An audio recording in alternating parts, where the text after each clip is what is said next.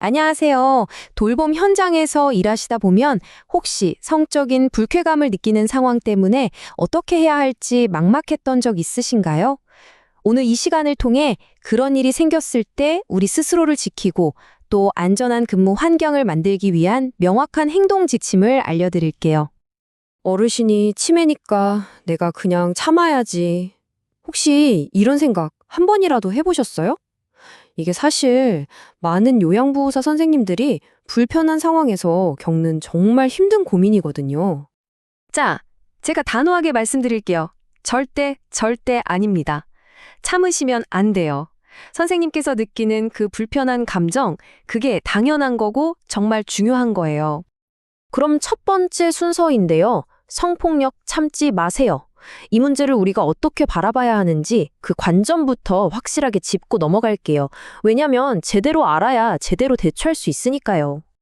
우선 성폭력이 대체 뭔지 정확한 정의부터 알아야겠죠? 성폭력이라는 건요, 다른 거 없어요. 상대방이 원하지 않는데 성적인 말이나 행동을 해서 불쾌하게 만드는 거. 그 모든 게 다 포함됩니다. 여기에는 뭐 애매한 게 있을 수가 없어요. 이게 진짜 중요한데요. 여기서 가장 중요한 기준이 뭔지 아세요? 바로 내가 불쾌하다는 거예요. 가해자가 농담이었어 라고 하든 어르신이 치매 증상이 있든 그런 건 전혀 상관없어요. 내가 바로 선생님 본인이 불쾌감을 느꼈다? 그럼 그게 바로 성폭력입니다. 아주 명확하죠? 자, 그럼 두 번째, 이것도 성폭력입니다. 우리가 현장에서 마주칠 수 있는 성폭력에는 구체적으로 어떤 종류들이 있는지 하나하나 좀 자세히 살펴볼게요. 첫 번째는 신체적인 행동이에요. 예를 들면 엉덩이나 가슴 같은 몸을 툭툭 치거나 만지는 거, 그리고 뒤에서 갑자기 껴안거나 강제로 뽀뽀하려고 하는 거, 또 안마 좀 해달라면서 은근슬쩍 애무를 요구하는 거, 이거 전부 명백한 성폭력입니다. 두 번째는 말로 하는 행동인데요. 몸매가 참 좋네라거나 젊어서 좋겠다 같은 외모 평가는 물론이고요. 음란한 농담이나 야한 이야기를 하는 것도 포함돼요. 심지어 애인은 있어? 나? 부부관계는 어때? 처럼 사생활을 캐묻는 것도 상대방을 아주 불쾌하게 만드는 성희롱에 해당합니다. 술을 따르라고 하거나 옆에 억지로 앉히는 것도 마찬가지고요. 마지막으로 눈으로 보이는 행동도 있어요. 야한 사진이나 그림, 영상을 보여주는 거요. 이게 문자로 보내는 것도 당연히 포함되고요. 또 일부러 자기 성기나 특정 신체 부위를 노출하는 행위, 이것도 빼도 박도 못하는 성폭력입니다. 자, 그렇다면 이런 상황에 딱 부딪혔을 때 우리를 지킬 수 있는 구체적인 행동 계획은 뭘까요? 지금부터 정말 중요한 4단계 대처법을 알려드릴게요. 우리의 행동 계획은 총 4단계입니다. 첫째, 단호하게 거절하기. 둘째, 증거 남기기. 셋째, 기관에 알리기. 그리고 마지막 넷째, 전문기관에 도움받기. 이 4가지 꼭 기억해 주세요. 첫 번째 단계, 바로 단호하게 거절하는 겁니다. 이때 감정적으로 화를 내기보다는 어르신, 지금 제 엉덩이를 만지셔서 제가 너무 불쾌합니다. 제발 멈춰주세요. 이런 식으로요. 침착하지만 단호하게 어떤 행동이 문제인지 그리고 내 감정이 어떤지를 정확하게 전달하는 게 정말 중요해요.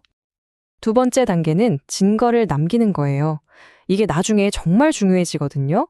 언제, 어디서, 누가, 무엇을, 어떻게, 왜 그랬는지 육하 원칙에 따라 요양일지나 수첩에 최대한 자세하게 기록해두세요. 만약 이런 행동이 반복된다면 휴대폰으로 녹음을 하는 것도 방법이고요. 어르신 가족에게 알려서 시정을 요구하는 것도 필요합니다.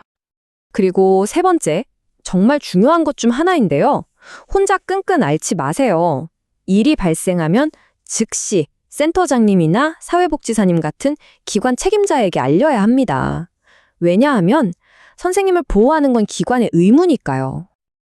자, 네 번째, 기관의 보호 의무입니다. 방금 제가 기관에 알려야 한다고 말씀드렸잖아요. 이게 왜 중요하냐면 바로 선생님을 보호하는 게 기관의 법적 의무이기 때문이에요. 이건 절대 선생님 개인의 책임 문제가 아닙니다. 기관에는 아주 명확한 의무가 있어요. 신고를 했다는 이유로 선생님을 해고하거나 다른 곳으로 보내는 그런 불이익을 절대 줄 수 없고요. 당연히 가해자에 대해서는 조치를 취해야 합니다. 동료라면 징계를, 이용자라면 서비스 중단 같은 조치를 해야 하는 거죠. 그리고 모든 과정에서 신고자의 신원은 철저하게 비밀로 지켜져야 하고요. 이게 다 법으로 정해진 거예요. 자, 이제 마지막 5번째 순서입니다. 존중으로 만드는 예방 문화. 사실 제일 좋은 건 이런 일이 아예 일어나지 않게 하는 거잖아요. 그래서 우리 모두가 함께 만들어갈 수 있는 긍정적인 예방 문화에 대해 이야기해 볼게요. 이건 우리 모두가 현장에서 바로 실천할 수 있는 아주 간단하지만 강력한 약속들이에요. 어르신께 항상 존댓말을 쓰고 음담패설 같은 건 절대 하지 않는 거죠. 또 돌봄에 꼭 필요한 것 외에 불필요한 신체 접촉은 피하고요. 만약 거절 의사를 밝혔는데도 무시한다? 그럼 즉시 하던 일을 멈추고 그 자리를 피하는 겁니다.